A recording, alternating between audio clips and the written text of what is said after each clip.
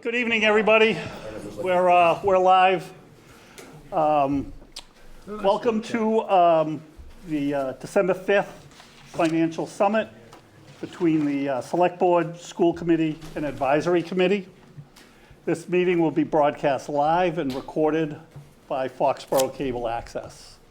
Do you guys need to, okay, so we'll go to the School Committee. Call to order the meeting of the Foxborough School Committee. Reiterate that it's being broadcast live and being recorded. Thank you. And advisory, there's 2 members, so we're good that way. All right, so after I started it off, we're going right to Marie to run this show. Actually, me. Oh, you, sorry, Paige Paige. first. Paige. Yeah, that's okay. I'm just sitting up here. Oh, no. Should we- Oh, yeah, I apologize. Let's do the Pledge of Allegiance. Yep.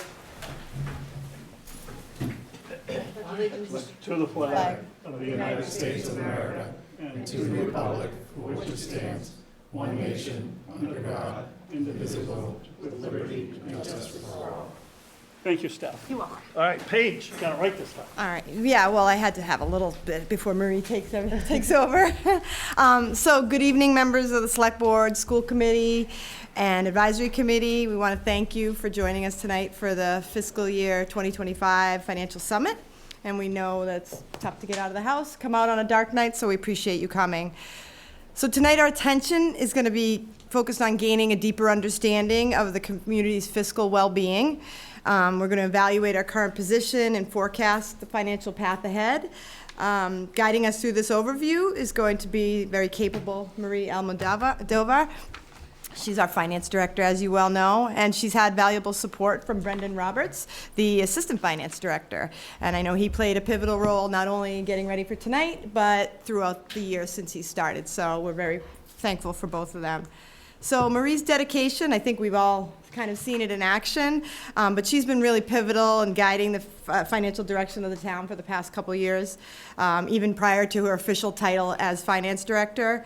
So what Marie brings to the table, her insights and her commitment, the transparency is really invaluable, and we can't wait to hear sort of the next phase of FY 2025.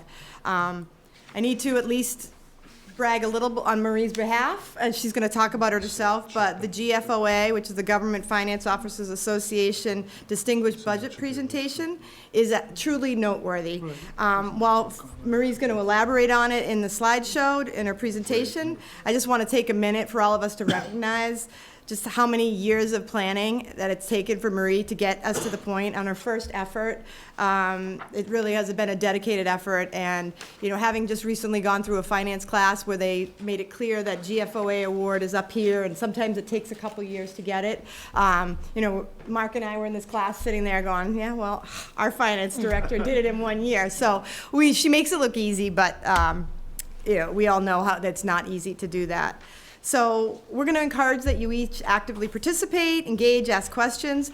That said, I know Marie would love to get through this slide presentation with minimal interruptions. So if you have a clarification that you just need in that moment, please ask. But otherwise, there will be a Q&A at the end, and we look forward to talking about it. And also a little change is at the end of tonight, we will be sending out a survey to all the members here because we want to not only hear feedback on what tonight was, but also hear some of your key observations. We know in a group as large as this, it's hard to sometimes get your voice across, and it would be great feedback for the team as we discuss to hear sort of what individual members think after they've had time to digest the many points of data that Marie's going to provide tonight. So with that, we'll pass it over to the expert at the table and let Marie go ahead. Marie, I'm just going to cut in for just 1 second. I just do want to remind everybody that we will be having a Board of Selectmen meeting after this budget. It will be tonight. It's going to be a little bit later.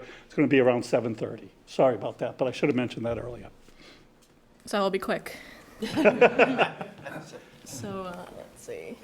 So as Paige was mentioning, so we just wanted to highlight the importance of this award. So it's the highest form of recognition in governmental budgeting. We were awarded on our first try. And basically there have been over 1,700 participants. And in Massachusetts, only 23 out of the 351 municipalities have obtained this award. So That's about 5%, if I'm doing that math right. Sure you are.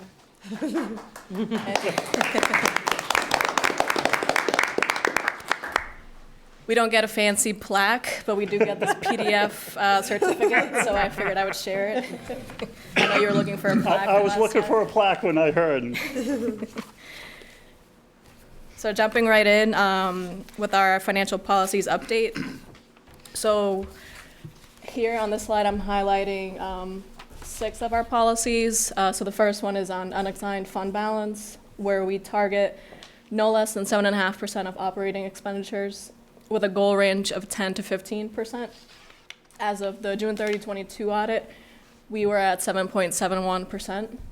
The following one is the stabilization fund, where we're targeting no less than 5% of the general fund operating budget. As of June 30th, we were at 5.25%. The next one is the capital stabilization fund, where we target a balance of at least $100,000 with a goal of $1 million. This was, I don't know if you all recall, this was the fund that was used to fund the initial cost of the Borough project. And as of June 30th, 23, it was $295,365. The next one is the overlay reserve fund.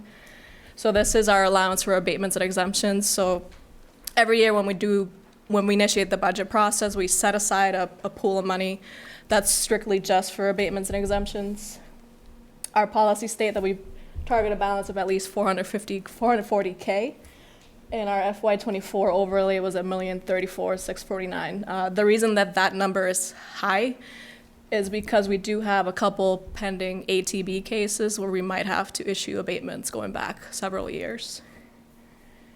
The next one is the operating budget reserve. So this is the reserve fund budget, which falls under the authority of the advisory committee. Our financial policies state that we're targeting at least $50,000.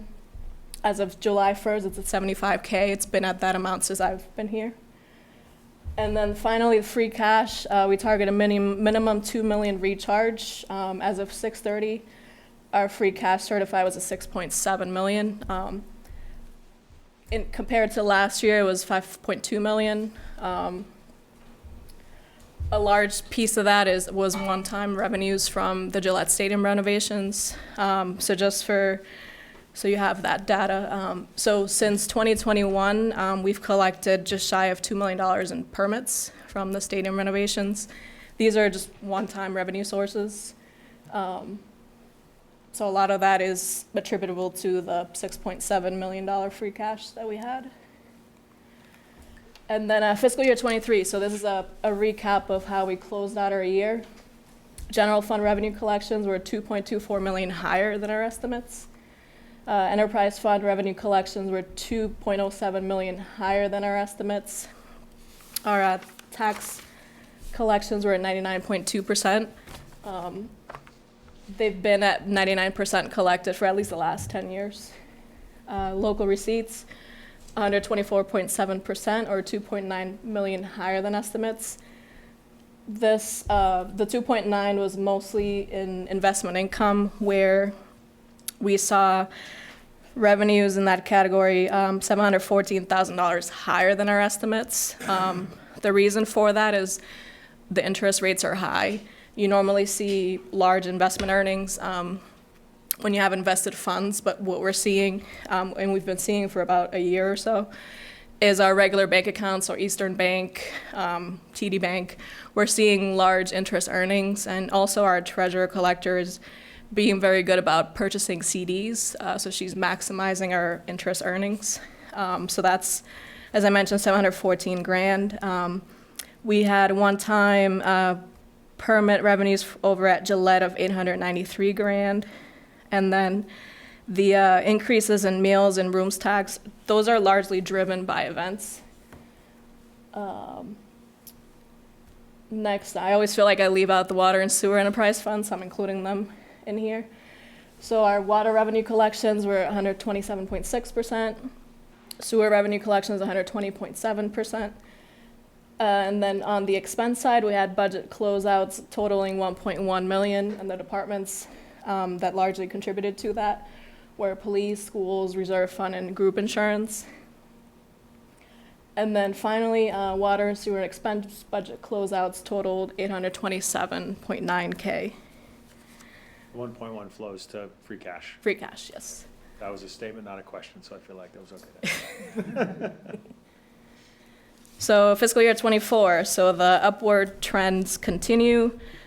Gillette had its largest concert season, and so far, in the current year, we've collected, I believe I said we're at 1.5 million so far from the pilot for concerts and events. At this time last year, we were just a little over 1 million, so we're $500,000 up from where we were last year. Invested investment income right now in just the first 4 months of the fiscal year, we're $332K above our estimate. Rooms tax, Q1 alone was a $631K. That's 40.6% of our estimate. As I mentioned earlier, as we're seeing more and more concerts and events, you'll continue to see an uptick in your meals and rooms tax. Our tax rate was certified in mid-November. The tax rate went down, so it's at $13.51 residential, $17.99 commercial. Our current general fund revenue collections are $2.29 million, or 6.2% higher than this time last year. Local receipts are $937K higher, or 25.6% higher. The current general fund expenditures totaled $33.4 million, or 39.6% spent. The expenses are where they should be at this point in time. Water revenue collections are $112,000, or 2.8% higher than this time last year. Sewer revenue collections are $162K, or 20.5% higher than this time last year. And on the expense side, water expenditures total $1.95 million, or 27.1% spent, and sewer expenses total $725K, or 41% spent. And it's important to note that some of our expenses happen later on during the fiscal year, some happen earlier on. So in some budgets, such as like our debt service or health insurance or pension, you'll see that those budgets get spent early on. Others get spent, throughout the fiscal year. But overall, percentage-wise, where we are where we should be. So I figured it was good to throw in some comparisons, just so you could see where Foxborough is in comparison to these are the 11 surrounding communities. So as I mentioned earlier, our tax rate for fiscal year '24 for residential is $13.51. In fiscal year '23, it was at $14.21. And as you could see, as you go across, that's pretty much been the trend in all of the surrounding communities. Last year's tax rate was higher. This year's is lower. But as you know, values have gone up. This one here shows you the average single-family tax bill. So for Foxborough, the average single-family home is at $608,000, and the average single-family tax bill is at $8,223. The highest average tax bill is Sharon with $13,186, and the lowest is Plainville at $6,398. So although our tax rate is on the higher end, our average single-family home value is more in the middle of our surrounding communities. And I wanted to note that so Canton, Mansfield, Plainville, and Stoughton, they shift more of the tax burden to the commercial and industrial classes. And Mansfield, Walpole, Norfolk, Sharon, and Easton all had higher single-family tax bills. This chart here shows you the average single-family home. So as I mentioned, Foxborough was at $608,662. We're the fourth lowest out of the 12 communities. And if we take a closer look into the numbers, when you're looking at population size, Sharon is pretty close to us as far as population, and you see their tax bill was at $13,186. If it weren't for the stadium, we would probably be in that range. So getting into the financial forecast. So the basic assumptions, so the levy limit will grow by 2.5%. Right now, we're estimating new growth at 915 grand. That's I believe, a 7-year average. And then debt exclusions totaling $1,846,000 for the library, public safety building, the high school, and the Ahern renovations. State aid, for the most part, is projected to remain flat, except for minimal increases to Chapter 70 and unrestricted general government aid. So 1.58% for Chapter 70, 1% for general government aid. Local receipts, we're using conservative estimates for these. So as I mentioned earlier, we've adjusted for a lot of those one-time revenues. And as far as the local receipts go, we'll continue to analyze the trends and make adjustments as needed. Right now, a preliminary estimate is that local receipts will grow by $300,000 or 2.65%. And then the water and sewer indirect costs will grow by $19,500 or 1.6%. So getting into free cash and overlay surplus. So the free cash that we're estimating will be used for the operating budget is 700 grand. That's down. When I first came here, we were using $1 million. In the current fiscal year, we're using 800,000. The goal with the 5-year forecast is to reduce the amount by 100 grand each year, eventually weaning off of that. Same thing with overlay surplus. We're projecting that we'll be using 715 grand. The forecast reduces that number by 25 grand each year until we're no longer using that. And then I just wanted to note that these two sources are used to pay for the principal and interest. So for the two projects that were done from within the town hall building and the borough project, the debt service for those two projects will be $1,383,000 in fiscal year 25. So as you can see, free cash and overlay surplus are being used strictly just for that debt service. This slide here shows you the comps for free cash and stabilization funds. So we have, as I mentioned earlier, our free cash is up from 5.2 million last year. We had the budget closeouts of 1.1 million. When we budget for the pilot, we budget for 6 events outside of football at about 150 grand each year. So what ends up happening is we end up with a surplus in our revenues because we can't really project a full concert season. That's like the worst thing that this town could do. You could get yourself in trouble if you do that, and say if they cancel the concerts. On the bright side, any surplus on the revenue side closes out to free cash, which makes that available for, free cash, building up your reserves and any other one-time expenses. Let me see what else. I think that was all I wanted to say there. So then when we get into the expense side of the forecast, so base operating expenses, including schools, the forecast is projecting a 3% growth. Debt service is based upon our debt service schedule, and that overall debt for the general fund is decreasing by 4.5%. And then the projection has something that I've been trying to do since I've been here. So in the past, when any debt service would run off, the money would get absorbed into the operating budget. What the forecast does, and as long as the budget allows it for the next fiscal year, is any debt service runoff will be reinvested into the operating, but as capital outlay. So like, for example, if we wanted to build a sidewalk budget or a road maintenance budget, we could start to do some of those things with this debt runoff. And then the reserve fund. Earlier I mentioned that budget has been at 75 grand since before I've been here. The forecast shows it growing at 0.1% of net revenue. And then on the fixed cost and assessment side, so these are our big costs. Health insurance, the projections are at 7%. The pension assessment, we actually already have that bill from the Norfolk County It's at 6.4 million, a 5.5% increase. That's actually down. Fiscal year 23 to 24 was a 7.5% increase, so some savings there.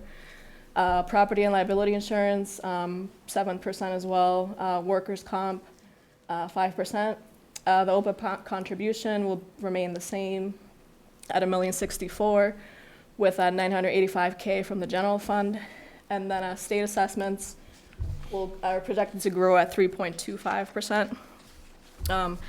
I did want to note, so as far as health insurance and property and liability insurance, we don't typically receive those final numbers until February or March. Right now, we're waiting on initial estimates, but I think the 7% is a good starting point. The state assessments, so the state also doesn't start their budget process until later on, so we won't start to see those numbers until probably the springtime. So here we're getting into some of the numbers. So as you can see, the growth is pretty much level. As I mentioned earlier, we're being very conservative with our local receipts, as those receipts are very elastic, especially with Gillette Stadium. Free cash will continue to go up or down depending on the stadium's impact. And as we're going through the budget process, we'll start to learn what some of the final numbers are, and we'll go through and adjust our projections accordingly. So far for 25, we're projecting a growth of 2.85%. These are the operating budgets. So as I mentioned earlier, we're projecting a 3% growth here. These numbers will change, obviously, as we receive the budget requests from departments.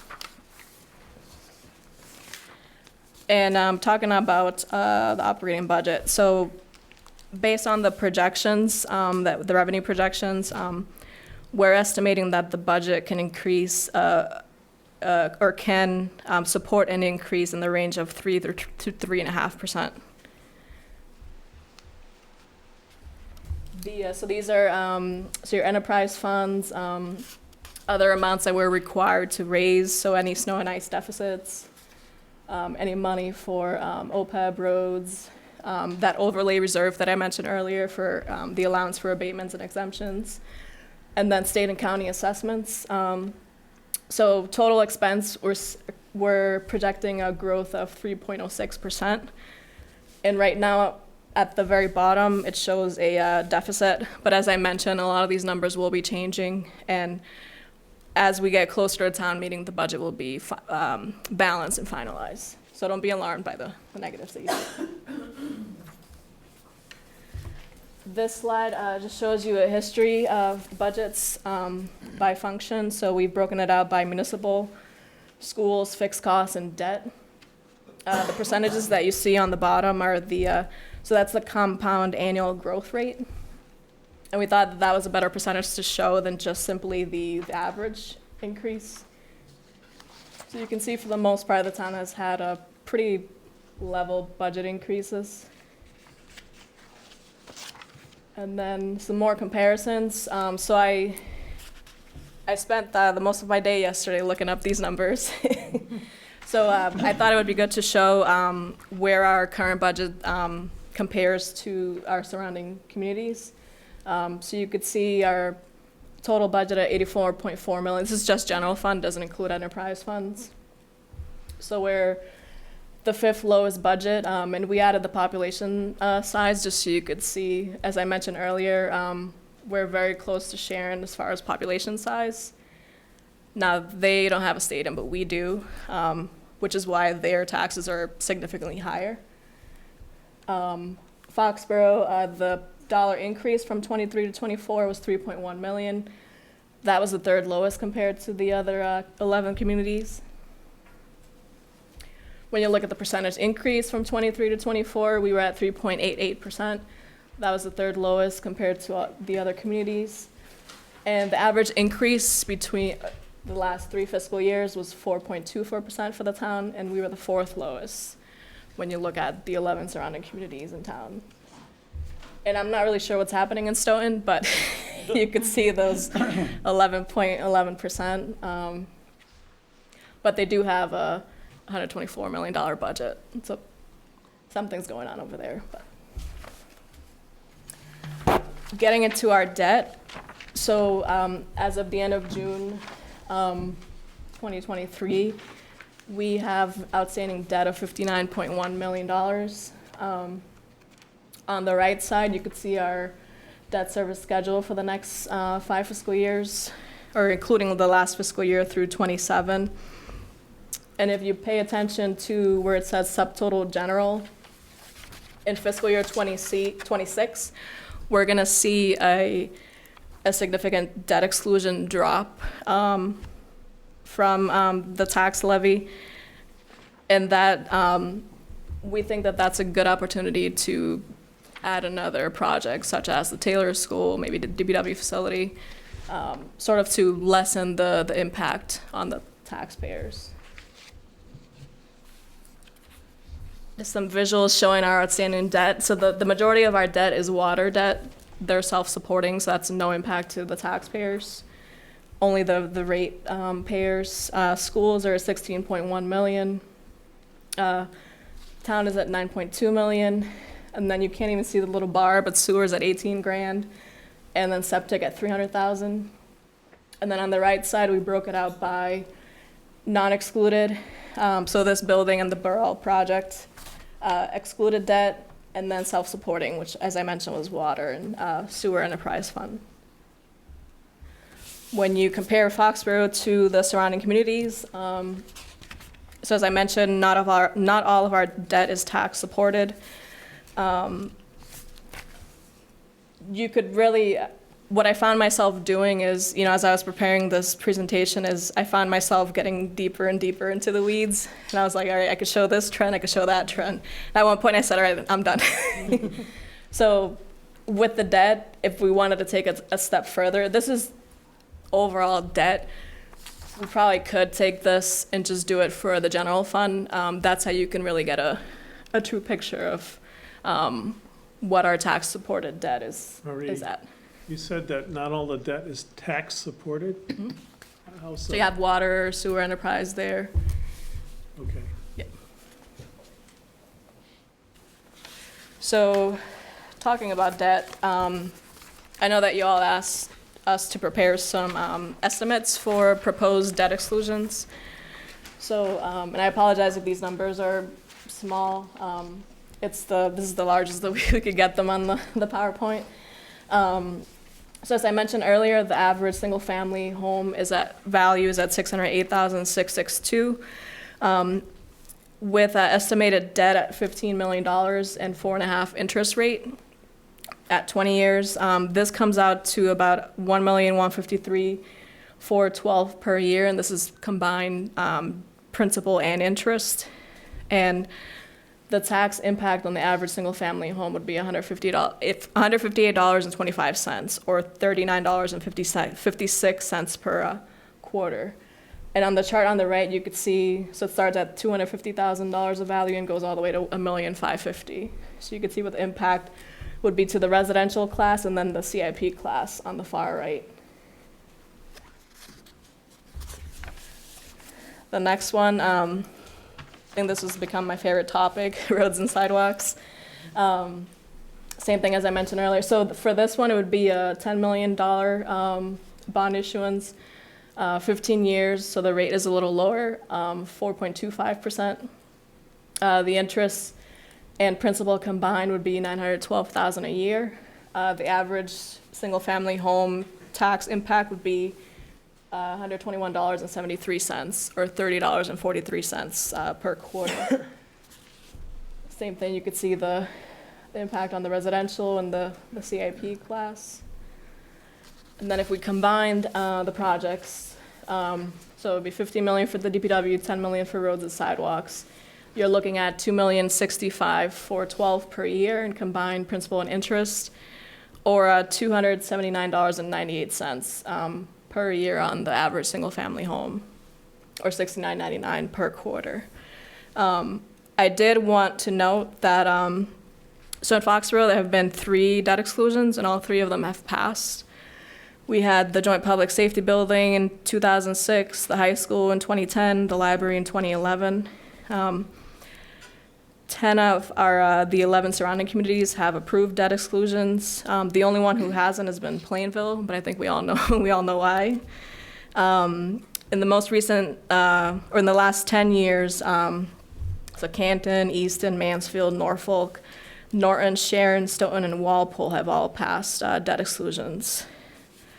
And then I did also want to note, so the town assets have been very well maintained, but I think we're at the point where we have some major renovations that need to get done. The DPW facility, Taylor School. I know there's been conversations about a community center.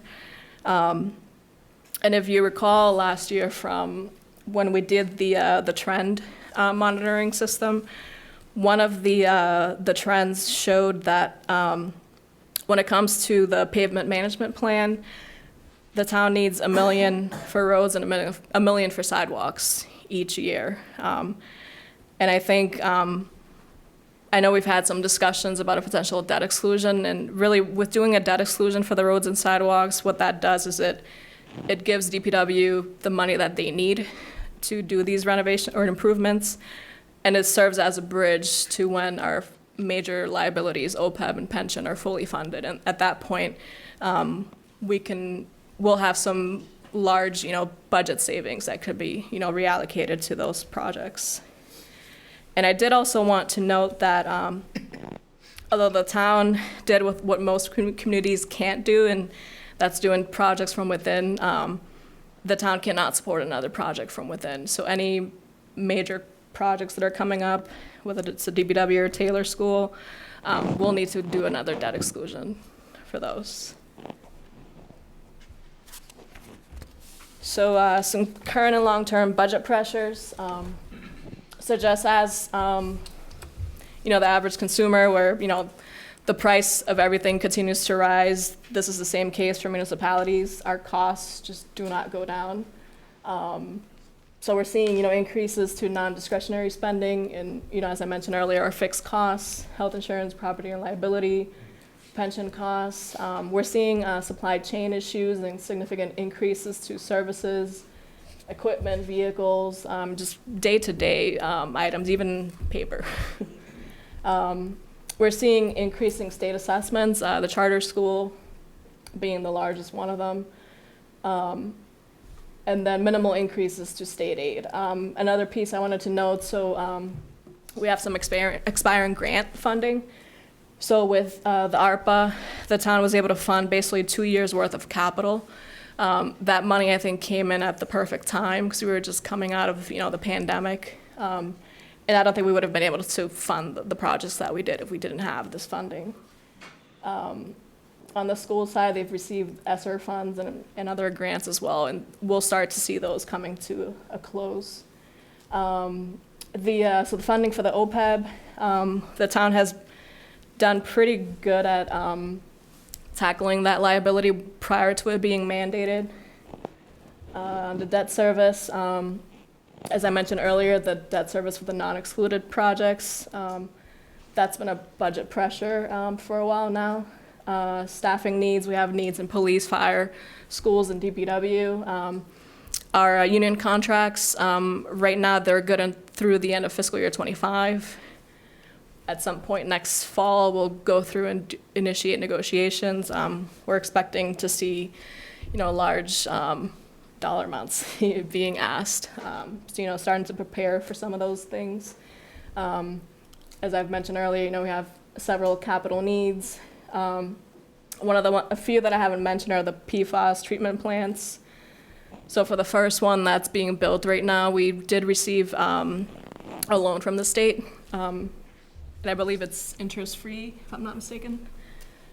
But obviously it has to get paid back. We also have a locker room expansion that's needed at the public safety building. That's probably a project that you'll see come forward now in the current fiscal year. And then, as I mentioned earlier, the Taylor School and Community Center. And then finally, maintaining our current service levels while enhancing the services where needed. I think. So before I get into this, there was another point I wanted to make. So Foxborough has been getting things done without an override. I did want to note that 9 of the 11 surrounding communities have had an override. The most recent ones, or the most recent attempts were in 2019. I think Easton tried 7 times to get an override. Plainville has tried twice since 2019, and both times failed. So I think, that goes to show you that we're living within our means. We've been working with what we have, but I think we're at the point where we need to tackle a lot of these needs, but do it in a strategic way so that you're not putting the town in any danger. And then, so as far as the budget goes, so we have, basically it's 3 options. So one is level funded, and in a level funded budget, you keep the money the same. So the same budget that you have now is the same budget you have next year.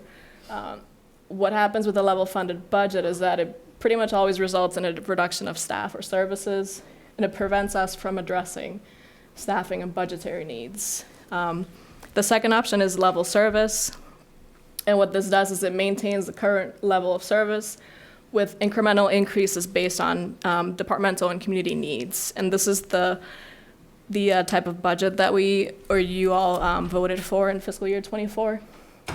The third option is a percentage increase limit, and this places a limit on the overall percentage increase. This one also prevents the town from meeting current and future service demands and budgetary needs. Heading into fiscal year '25, so there's funding, as I mentioned, that there will be funding needed for any contractual salary increases, any operational and fixed costs that are outside of our control. The overall 101.5 million estimated revenues, which includes 10.2 million in enterprise funds. These revenues are sufficient to support a budget increase in the range of 3 to 3.5%. Where we'll be asking departments to put forward their needs and prioritize both current and future needs. I think it's important. We do well on the capital side where we do a 5-year plan. I think we should start to do that on the operational budget side, just so we could at least see, okay, 2 years from now, this department's going to need this, and we could start planning for those things rather than having surprises as we're going through the next year's budget.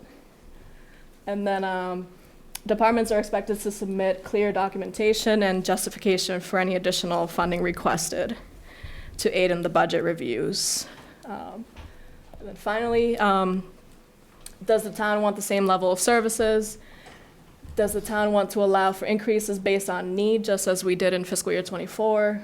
How do we address the staffing and capital needs of the departments? Does the town wish to shift more of the tax burden to the CIP classes? Does the town wish to explore new revenue options, perhaps approving new developments, increase the tax base? And then finally, does the town wish to revise our financial policies to better reflect best practices? And then that's it for me. I know I went over a little bit, but.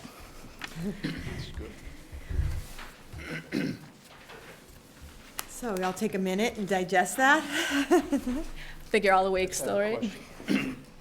Then- Marie, for interest for debt, what are you using to model that in this environment? The interest, so we work with our financial advisors on that. Because of our credit or AAA credit rating, we're eligible for lower interest rates. So right now for a 20-year bond issuance, you're looking at 4.5%. And they use like the worst case scenario, so chances are that the rate will end up being lower than that. But it's too early to tell at the moment.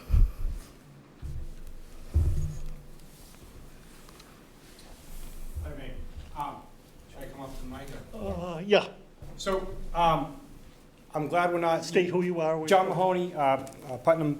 So, on free cash, I'm glad we don't kind of forecast a certain amount. What I want to alert the town to is in 2026, we'll probably have a very significant decrease in Gillette Stadium revenues. The reason is Gillette Stadium was awarded one of the host cities in FIFA. Each city will get between 4 and 6 soccer games. but FIFA is very strict about their grass requirements. It has to be a very significant grass installation. It's not the type of thing we can bring in grass, bring out. So the turf field that is currently in place at Gillette Stadium will have to be eliminated, and will have to be a really good grass field. And what that means is, once that field is installed, there will be no Monster Jam or concerts during the year, because to have the equipment and the people on the field would destroy the grass and disqualify the FIFA use of the stadium. So the 18 concerts we had this year probably won't be anywhere near that level in 2026. It will be 4 to 6 soccer games, maybe more. And there's also a debate in soccer and football about injuries and keeping grass. So if that becomes permanent, the long term is there will no longer be concerts in Foxborough. So that's something to keep in mind. 2 years from now, it might be a big dip, 30 to 40% than what we're used to. Thank you. John, when you say soccer, are you referring to the Revolution? No. Or you World like a World Cup World Cup. game? Okay. FIFA World Cup. And the point on that too is Revolution, I'd say by the end of the decade, will no longer be in Foxborough. Yeah, I think they're looking in Yeah. Everett. Yep. So Yep. I think, I know we get a bigger amount per ticket, but of course, it's not as many people there as a football game. But at some point, will you run that number for us too, Marie, and just give us a general idea of what we usually bring in from soccer? From soccer, it's about 500,000. Okay. So I would say in 5 years, don't count on that anymore. And then in 2 years, 30 to 40% cut in the pilot program due to the grass requirements. Thank you. And that's where it would be helpful when you can expect drops like that. If you have, potential new revenue sources that you can project in, you can use those to offset those, large impacts. Marie, or maybe Bill, what's the state assessments for the charter school going up by? Is that a significant number? I don't have the percentage, but the charter school assessments, let me just see real quick.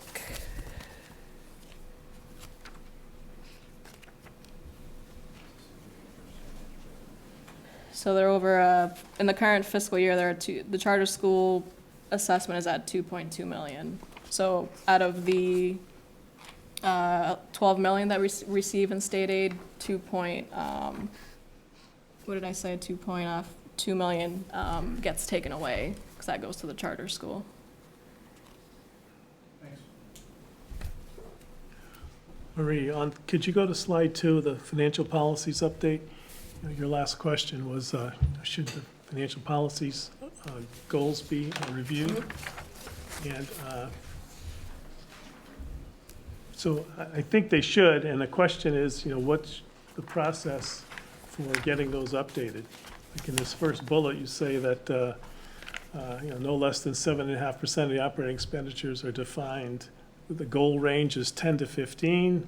So somewhere along the line, a goal has been set at 10 to 15. Presently, we're only at 7.71. So is that the right goal, 10 to 15, or should that be revisited? And I think similarly for the other ones, are the goals appropriate, and what's our process for revising the financial goals? I think if you look at the GFOA and their best practice, so when they look at an assigned fund balance, this includes your free cash and your general stabilization fund.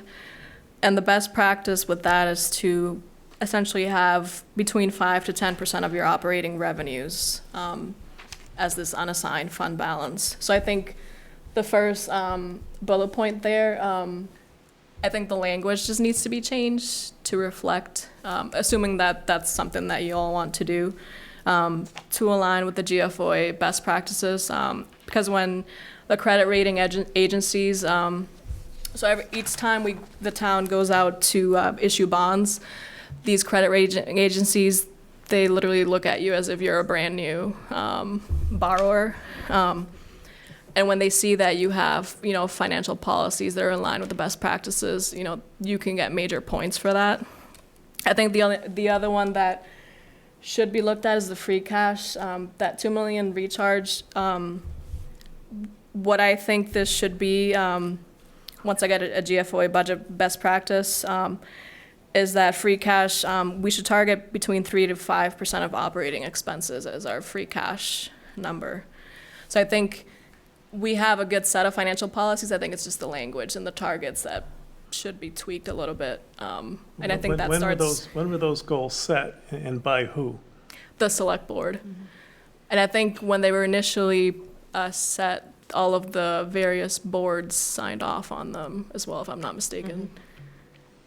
So is there a process to routinely confirm those are the right goals or review those? And they should be revisited periodically. It's been, I think the last time they were revisited was in 2021, but I think it was to add road language under meals tax. But prior to that, I believe it was 2017 was when they were first put into place. Are there any other, kind of piggybacking off of Marlo's question, are there any other policies that maybe we don't have or we need to think about new coming out of GFOA?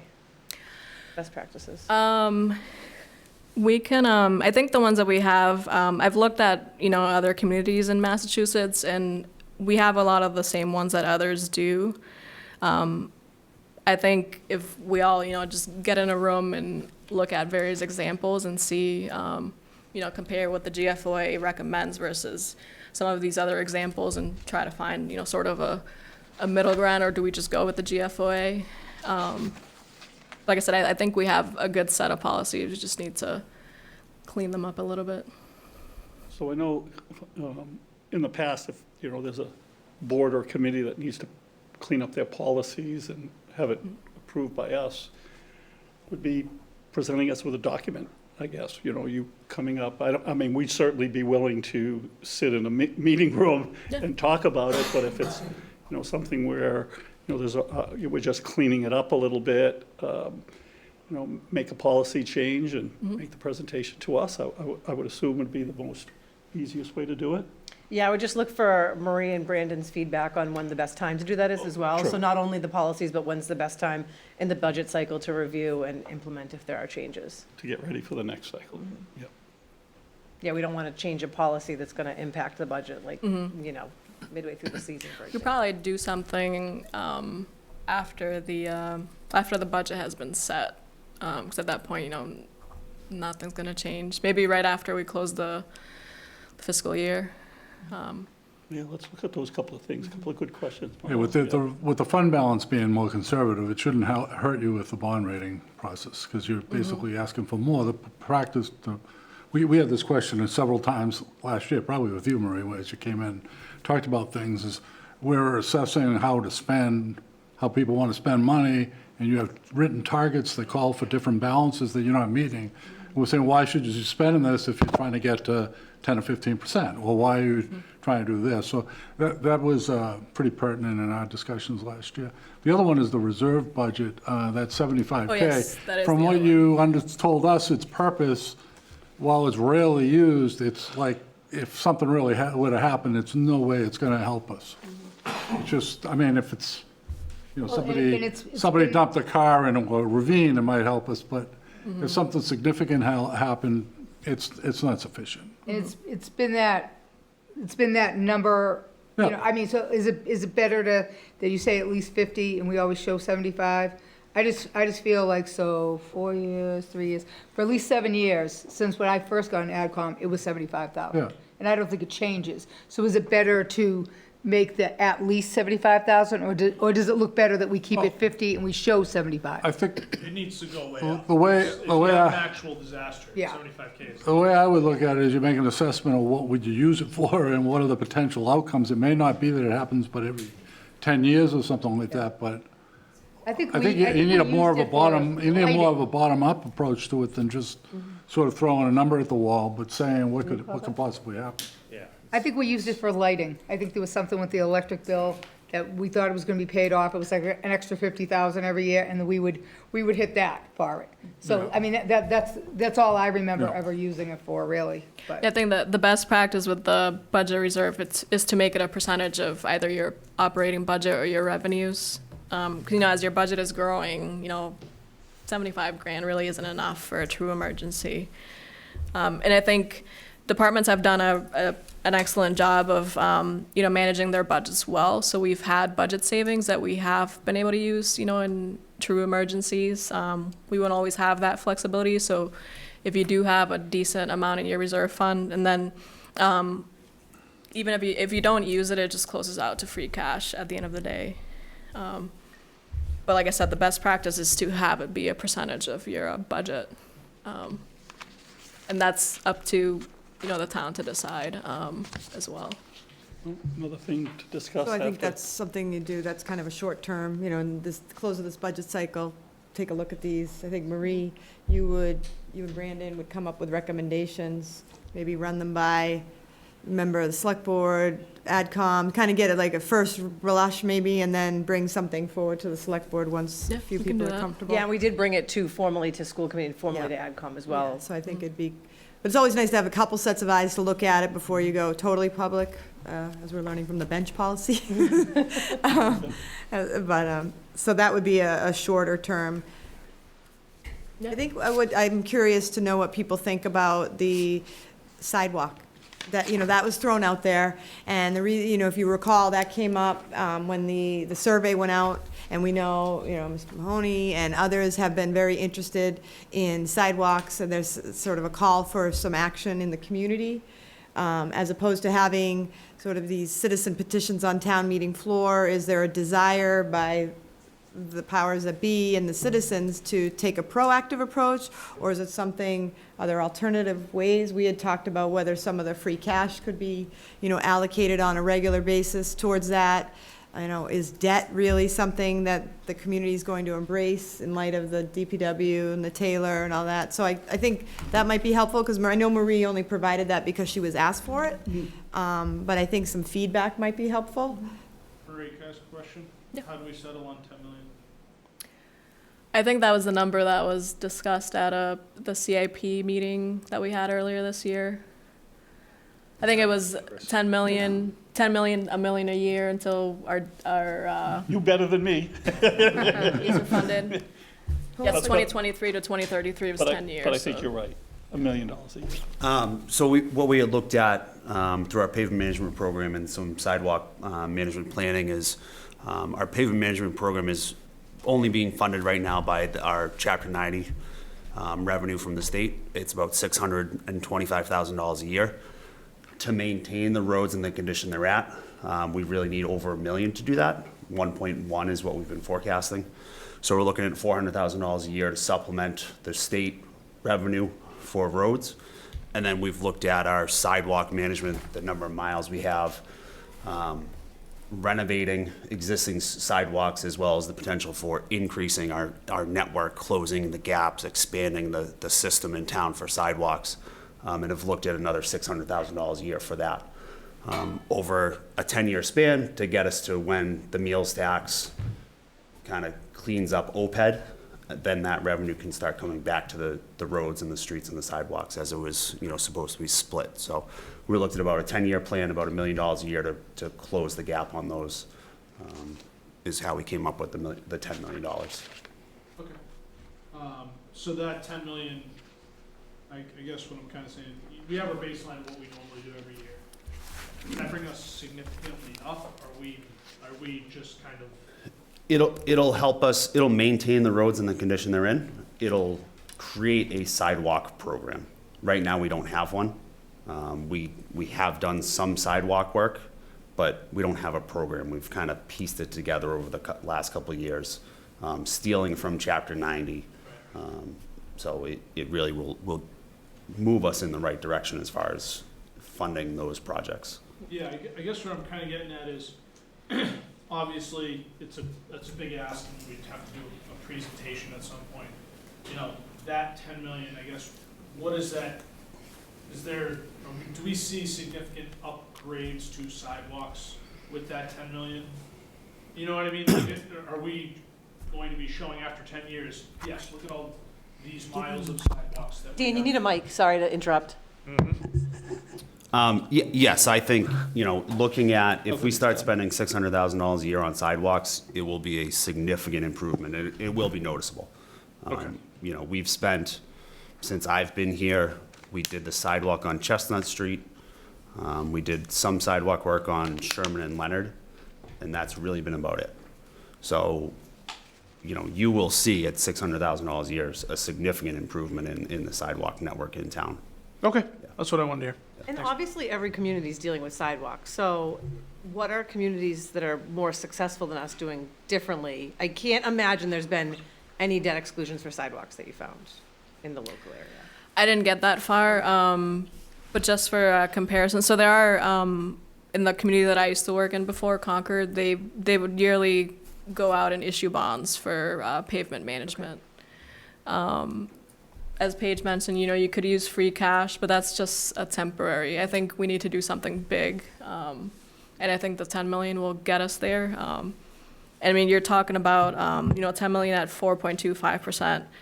The average impact, or the impact on the average single-family home is $121.73 a year. So it's really because we haven't had a great plan for a while. Now we're in this situation where we need kind of a bigger drop in the bucket to really make an impact. And, you know, I'll kick it off just by giving, you know, my thoughts. We have a lot of expenses, a lot of competing priorities. And, you know, it's always tough to decide what we want to do, but I think we'd have to, you know, really understand what the impact of it is. And, you know, to get our citizens to go to take debt, you know, does this mean we're doing sidewalks versus the borough or the DPW building? I mean, those are going to be tough decisions to make if we're going to have to come down to making decisions on those. And, you know, quite honestly, while I think we need the sidewalks, I don't know that I see us, you know, is it more of a need than DPW? Is it more of a need, you know, than the Taylor School? That's, to me, that's the tough question. So And I would like to look at another option, like whether it's setting up a stabilization fund or a reserve fund that's specifically for roads or sidewalks. I mean, obviously, Chris would be able to formulate that better than I would, what the need is.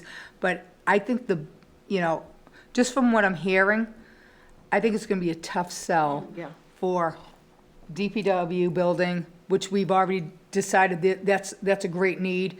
And then coming, like, whether it's right behind it or you know, or together. But I think the roads and sidewalks are a big topic, a big issue. And so I kind of feel like if we came up with another way, so it's not this, okay, we picked the DPW and it's another 2 years before we're hitting roads and sidewalks, with at least a big chunk of money. I think to get people to look at 2 debt exclusions is going to be hard. And then we're just going to see more citizen petitions about, you know, sidewalks and whatever. Maybe we could just look into especially where the free cash is looking good now. I know we don't, you know, 3 years from now, maybe we couldn't put $500,000 or $600,000 into a stabilization fund for roads.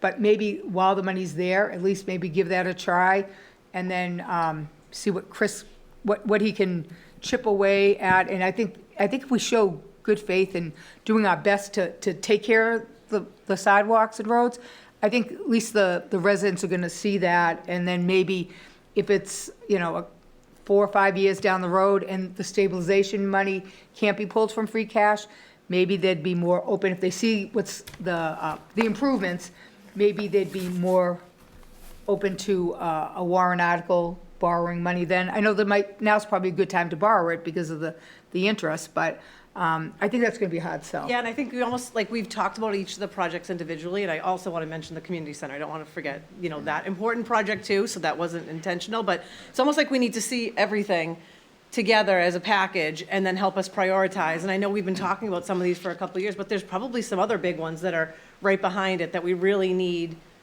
you know, almost a meeting on its own where we could just talk about these types of big projects to really have a good idea of each one and then help prioritize as a community, you know, with our boards as well as with the community, because, you know, there are a lot of big things out there to help prioritize and see where we think, you know, the needs are. And with debt falling off in FY '26, you know, what that looks, when you start putting these all on the map, what really is the impact of the debt falling off and how that changes it. Yeah, the full picture. Really. Yeah, the whole thing. And that one, as I mentioned earlier, it's a debt exclusion that's falling off, so you would have to do another project via debt exclusion. So this discussion dovetails a little bit with discussions we had last year in AgCom as the budget was going through around goals and strategic goals. And we kept asking, like, what are the strategic goals? Can we see them? Do they align with the budgets that are being put forth, et cetera? And I did find some discussion in your board meeting in the summer. I don't know what was proposed, but was put out there, but we haven't seen it ourselves, but we were asking the same thing. But it seems to me and us that there'd be a set of goals that would drive off of this, right? So what are we trying to accomplish as a community? Where do we want to play the money? Where's the most effective feedback for the town in the spend? Those things are considered, and there could be a lot of them, right? You want to build commercial, you want to maintain residential, you want to, I could go on forever. You could have financial goals too. You don't want to overspend this, you don't want to take on more debt than that, but there's a lot of things that could go into setting strat goals, and it seems to me like you want to start there and then drive down into the basis of this. We were looking at things in isolation and not being able to sort of understand how it fit. Like, so does everybody just get 3% and that's it? And that's just sort of like, we're going to just continue to, and if that's the main strat goal is to maintain the community as is, then that'll accomplish it. But if you're trying to move something, you got to move some money around. I think the past couple of years, there's been about 4 or 5 projects that have been out there, and I think we're all aware of them. And I think there's a prioritization that we need to consider now and really get a plan to really address these projects. I mean, there's been a lot of sidewalk and paving discussion, but I know the community center is still a huge issue. It just is sort of, people understand and they've taken us at their word that we're going to do that. That's why we're not hearing more about it. But if it, slips down again, we will hear about that in a huge way. So I don't know if you want to say anything about that, Mark, but that's my read on it. But anyway, it calls for a prioritization this year, because these projects are still out there, Taylor School, and the same ones that we've been talking about, I think, now for a couple of years. So to give an idea of the need on the sidewalks, the town did their complete street plan in 2019. They identified 40 projects. I don't know who was involved in that, who might still be here, but the total need was $10 million in 2019, $8 million for sidewalks and intersections. And since 2019, I think, and maybe Chris can back me up, about 5 of those projects were either in construction or in funding. So that's kind of the big picture on sidewalks, and $8 million is quite a bit of money, but in comparison to the yearly budget of 80-something million of the town, we could do everything for 10% of the town budget and then be done with it. So I think to worry about whether we spend an extra $500,000 a year out of an $80 million budget, I don't think that's the number that's going to prevent us from having a DPW building or a community center, because it's a very, very small sliver of the town budget to have a big impact. And if we don't do something along that lines every year, those 40 projects or some other project that might be worthwhile to get our roadways improved, it's just not going to happen. Thank you. That's certainly one way to look at it, a small portion of our budget. But the way a lot of us look at it is how much per taxpayer is that going to impact them? And when we're talking 265 for a double project, or 125 and 160 for each project individually, and I'm just summarizing. That's a lot of what we have to think about is the taxpayer burden on those projects. And correct me if I'm wrong. Part of meals tax certainly went to OPEB, but some of it was potentially earmarked down the road for roads, correct? And in the forecast, yes. I was going to ask, That's in the when is the forecast. forecast when OPEB will be funded and most of that money will then go to roads? So right now, we're looking at, I believe it's 2035. With the OPEB and pension, I mean, these are moving targets. And the pension, I checked in with them the other day, they're still on track to be fully funded in 2029. And what this means, So right now, our yearly assessment is about 6.1 million. In 2030 or around there, our yearly contribution will drop to about 980 grand. So you have a drop of 6.1 down to 985. So that you're looking at 2030, 7 years away. I think we should start, I know Bill Keegan mentioned this earlier this year, we should start planning now for, those big drops in the budget. There was the other piece I wanted to note, so as far as strategic goals, I think what the town has done, at least since I've been here, is we've used the town manager goals as sort of the strategic goals. But I think the town, as you mentioned, Mike, I think the town should, the board should get together and come up with a true set of strategic goals, because that's really what the GFOA looks for. They were, given that it was our first time, they were okay with what we submitted. I can't guarantee that next year, they'll be okay with what we have. But I think if you have a good set of strategic goals, you could then use that as your basis for your projections and, really start to tackle, the priorities that the community has. Something else that I've been seeing recently is, what was it called there that we mentioned earlier, where you segregate a pool of money? Was it participatory budgeting? Well, yeah, the participatory, yeah. So I've seen some communities doing participatory budgeting where they set aside a pool of money, say $500,000, and then they reach out to the community and ask everyone, hey, submit your ideas. And then I don't know if that's something that you all would like to explore. Or you pre-vet, we talked about it today, or you pre-vet them. You might say, here are 10 projects, Yes. community, that, have already gone through Chris or has gone through some vetting process. So we're not all over the board, but it'd be something like, then you kind of have a little bit of a stake. Each, resident would have a sort of say in voting for that. Where would that vote be, at a town meeting? I think you could do it at a select board meeting. People could amounts? submit, No, people can submit, we would just put, the money would be put into the operating budget. And So it'd then, be discretionary for them with input, something to that effect. just on the strategic planning topic, just to support and echo what Mike said, I think that the town should have, probably created by the town manager and the select board, an overarching strategic plan that says, 5 years from now, here's our vision for the town. I remember in years past, downtown revitalization was a big Huge. goal or huge topic. Huge. And that Look wasn't how good something you it's could doing. do. Right? It Yeah, wasn't no. something you could do in a year. It's, okay, we got to have a series of plans and strategies on how do we get to whatever And the vision that's- for downtown And revitalization. that started 8-9 years ago. Yeah. Yeah, so you're right. So when would be a good time? Well, we are due, so just so you know, in the capital, starting this year, I was going to be starting to push for a new master plan, which we could kind of incorporate that all in, because there's a lot of overlaps with strategic and master planning, including input, community outreach. But that, the data collection for that started in 2012. Usually they have a 10-year window. Now, we didn't get it approved till 2015, so we have a little window, but I have been pushing Marie to say it's time to start looking at it. And we did get a grant, so we have about $50,000 towards community outreach. So we could start using some of those funds to, that was one of the things I was gonna add is, I think as part of this communications position that I was looking at is, and Marie and I had talked about this before, is in the prior community she was in, there was a community survey.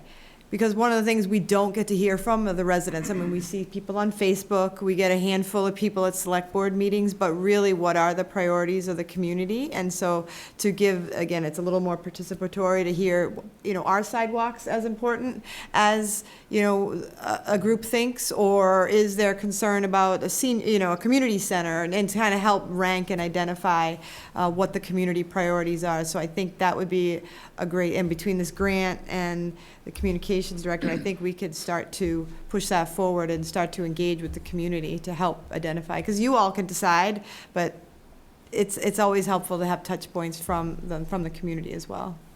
Marie, what's, I feel like we've always heard 32. What's pushed us to 35? The, I know so, that moves, but like, just, I feel like it's always been 32, so it was a surviving spouse benefit that was just voted at the Springtown meeting. That added 4 million to the liability in another year. So that's the majority of that. And then I mean, like I said, it's pretty much a moving target. But I think once 2030 comes around, we can, divert some of that money that was previously for the pension towards the OPEB to pay that down faster. Bree, I don't want to cause heresy here, but the 6-1 that's put into the pension catch-up, that liability, is that mandated from the pension board, or is that? Yes, the we town? receive a bill that we have to So pay that's, every the year. town didn't select to catch up? Everybody's catching up at this rate? They, just like we do on the OPEB side, they have an actuarial valuation done, which determines what each community's share of the liability is. Is it the OPEB that we're way ahead of everybody else, or is it the pension? I thought we were OPEB. way ahead of both, but OPEB, yeah, the Norfolk County, last I looked, I believe they were in the 60% funded so that's evenly, everybody's 60% then? in the county, Yeah, yes. okay, all right. Yep. All right. I was just looking if there was money there, but. Being conscious of time, I feel like we've been talking a lot on the town side, and we haven't really talked, I don't know if there's anything on the school side that we need to be aware of. I mean, we talked about the Taylor, but I just want to make sure if there's anything. I was just thinking the same Yeah, exact thing. yeah, I feel like we've taken a lot of airtime, so just wanted to make sure this is anything to talk about. No pressure if there's not, yeah. Yeah, we can finish early. That's, okay. The Taylor School's on the radar. Okay. Didn't want to make assumptions and that there was nothing else, just because I like to hear from Bill. We all like to hear. Yeah, see? And he loves to talk to us. So I think the issues that we're facing right now obviously are to some degree around what we're calling the newcomers and the participants in the hotel.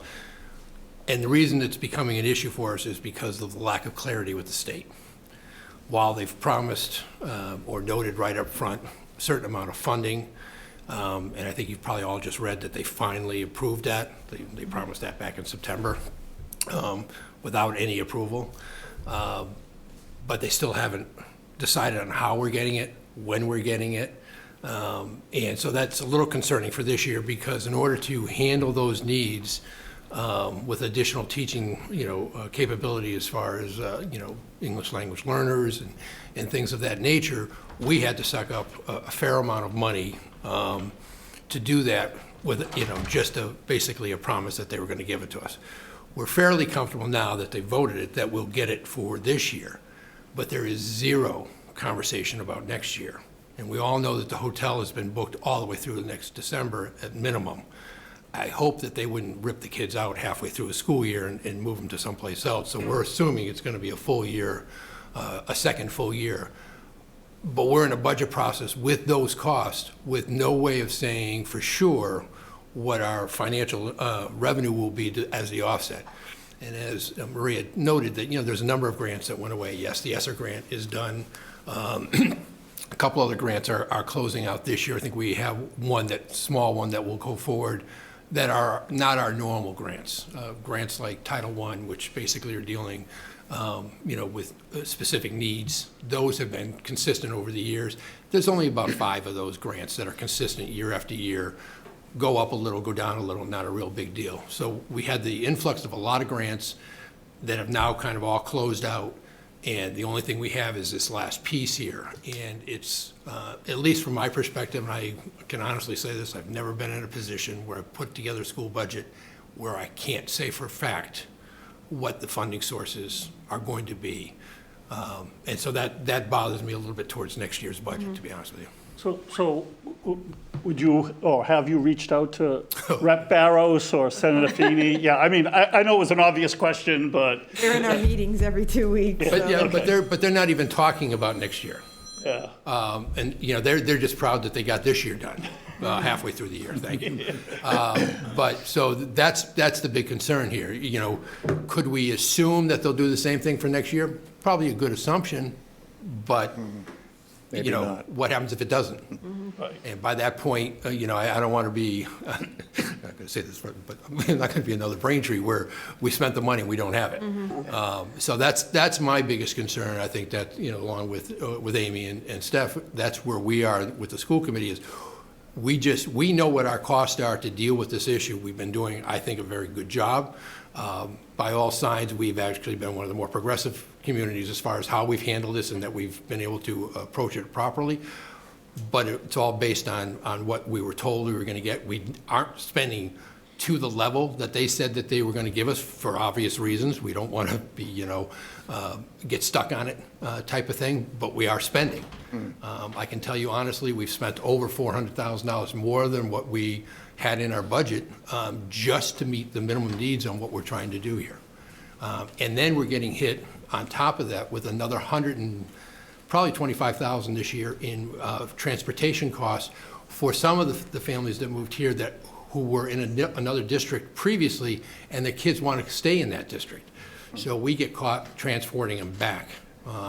So, you know, we're right now at $575,000 roughly of cost, and if we got every cent that they said we were going to get, we'd get about $800.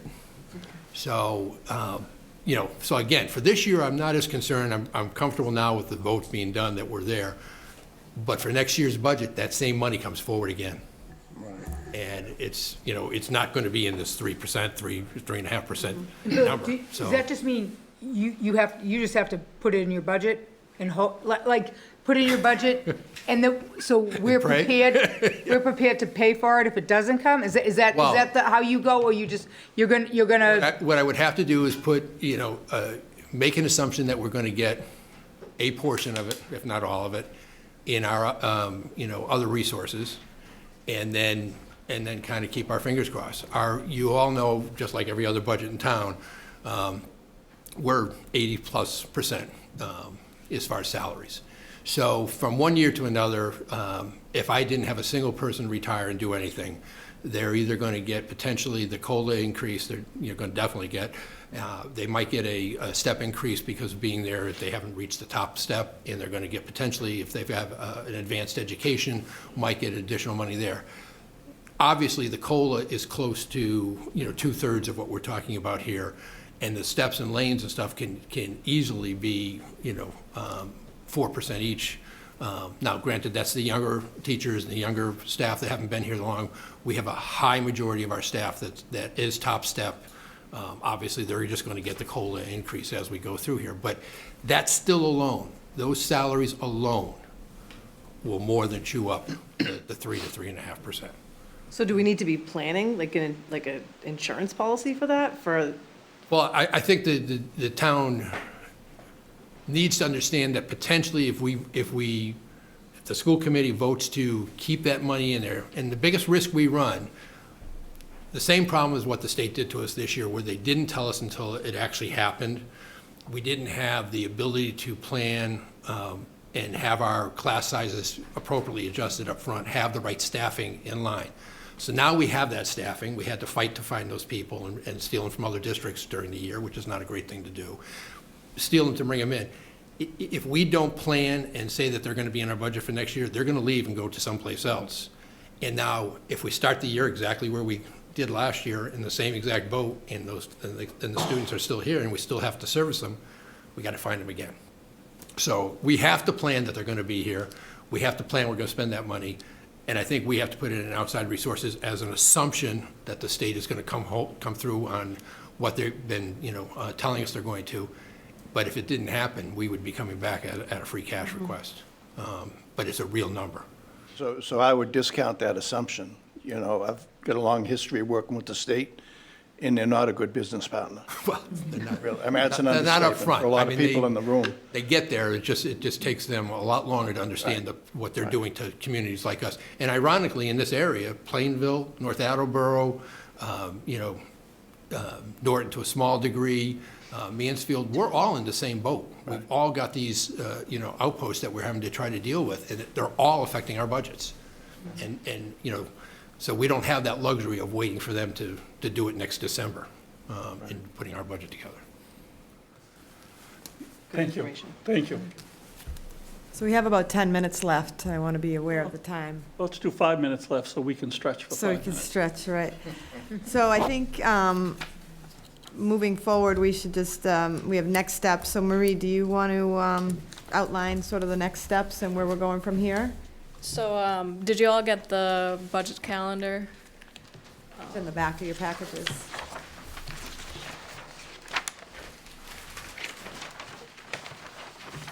I know we've seen it, I don't see it I here don't in see front of it. us right now, but It's in the back of my package. Did someone not pass them out yet? Mark's on it. Thank you.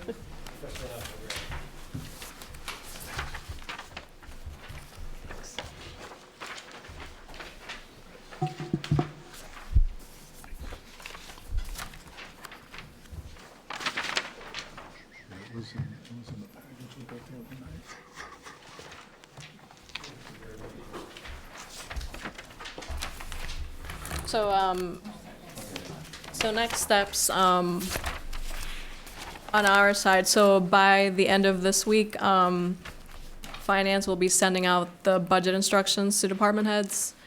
As I mentioned, we're looking for department heads to submit their true needs, just, I think they should be put out there.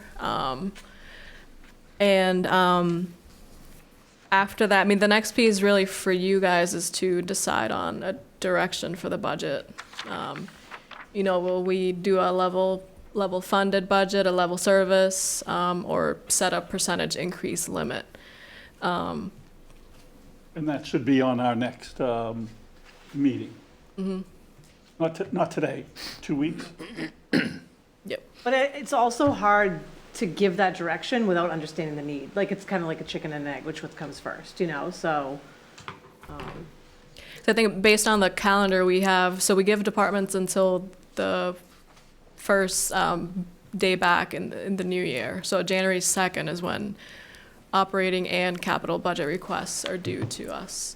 And then at that point, finance takes all of the requests, we put everything together into a book, give that to administration, and then administration and finance will do joint meetings with each department, just to, discuss priorities, see if there's any cuts that need to be made. Because at the end of it all, we have to have a balanced budget. So I'm not sure. Well, I think When- I'm sorry, Seth, but I think one key there is Marie's philosophy here that she's sort of asking for is that we'd like to be able to move forward with the departments to hear their actual needs.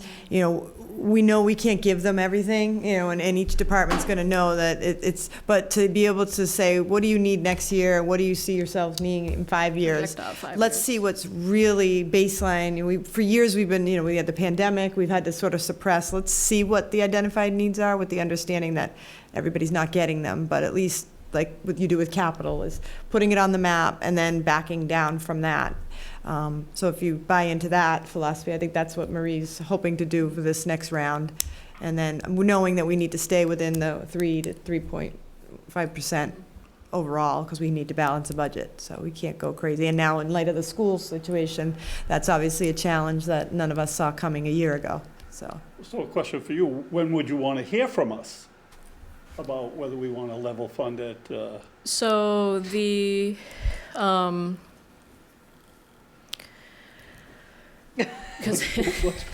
Tomorrow, I think she said.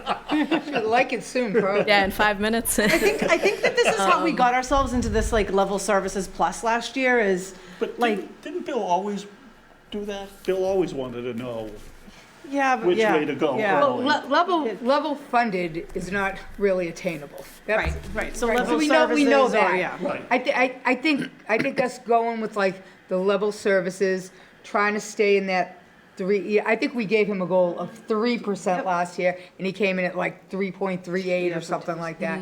I mean, I don't think that's a bad for us to give, and then of course, we can always discuss it afterwards, because if we say level services and then one of the department heads comes forward, they're gonna go to advisory committee and they're gonna say, listen, we need this and you guys are gonna vet that, and maybe then, by watching their meetings, then we can, I'm sure it's never locked in, like, then we could, I know what you're saying, it's hard to Yeah. do without knowing, but I think we have to, I think if we give a direction, and that's where they try to head, then we could, if a certain department comes forward and says, listen, I know you said level service, but we really need this position, then maybe we listen, and then you guys would make a decision. If you think it should be funded, we would make a decision. And is that enough direction? Like, is Yeah. that direction? I think so, yeah. Enough direction, okay. I think if we could avoid having the two budgets. Yes. I was don't think- against I think that. everyone, That no wasn't one my wants to call. do that. No one wants to Let's do have that. the That's one what I was budget. just gonna Yeah. say, Yeah. is that, you can always go back and revise the budget. In fact, we did 3 times last year. The only thing that I want to say from AdCom is, I know police and fire are coming back with more requests for personnel. I don't want to say, just pick the number you want and get it over to us, but we do need it approved before it comes to us. That doesn't mean that you guys are saying, this is the budget that, AdCom has to own. It's saying, this is a budget that we think is appropriate, and now we're all going to vet it together. Figure out how we get So there. just, so we don't end up in early March not knowing how many people we're asking for. Mm-hmm. That would be I helpful. think we had multiple requests on the same budget line but without dates. We were actually getting quite confused about halfway through the process on different line items. Well, plus with level service you think level service means just bodies, right? But if one of the chiefs No, it comes. means more than bodies. With- Well, that's with what I mean, so if one of the chiefs comes forward and says, well, this is the service we're giving the town, but I need 3 more bodies. And so that's, like, for us, that would still be level service. No, Yes. that, No? Well, with enhancements. with enhancements, yes. With- yeah, okay, with the okay, plus, okay. level services plus, Bill had something.